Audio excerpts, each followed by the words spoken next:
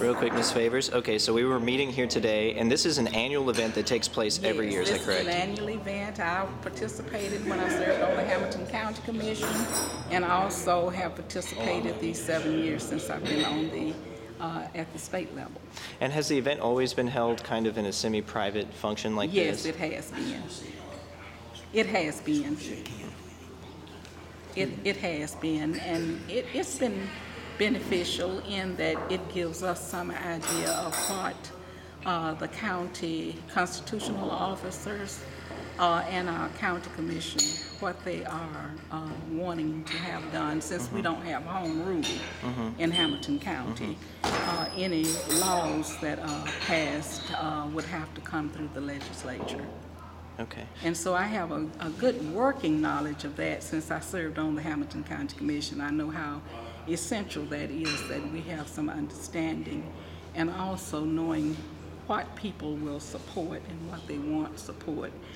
Just because it comes from the county commissioner doesn't mean that I'm going to support it. I'm going to do what I feel is best for the people, and a good example is the prescription for pseudoephedrine. I cannot support that. Being a clinical nurse specialist and knowing the high volume of people in Hamilton County and throughout Tennessee who have acute and chronic sinusitis, and it would impact people negatively, even people who have insurance, because you've got to take time off to go to work, go to the physician.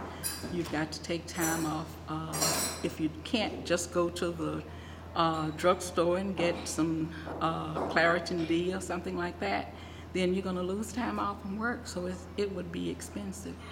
Well, I also noticed today at this meeting that only 6 of the 36 people that represent our state in this area and represent the county are women, and only 3 of the 36 people in the room are persons of color. Could you kind of speak to that, and you know, why we have such a low representation of people who are not white men? You know? Well, that's been the situation since I left the county commission. There were 2 females there. And now there are no females on the county commission. And in order to have a good balance, you do need to have that female perspective. And it's ironic in that over 50% of the voters are female. And I think that the younger ones really aren't able, because of family responsibilities and all, they can't run.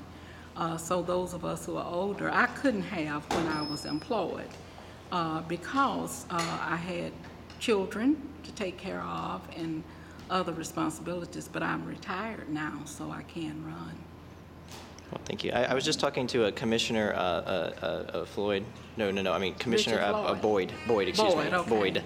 Yes. And Commissioner Boyd was saying that I was asking him about the Tennessee County Commission Association's proposal to repeal and change the Open Meetings Act, and he said that he feels like it's an equity issue between the county commissioners being held to a higher standard than the state legislature is, because the state legislature obviously doesn't have the same constraints on it that the individuals meeting and deliberating. We comply pretty much with the Sunshine Law.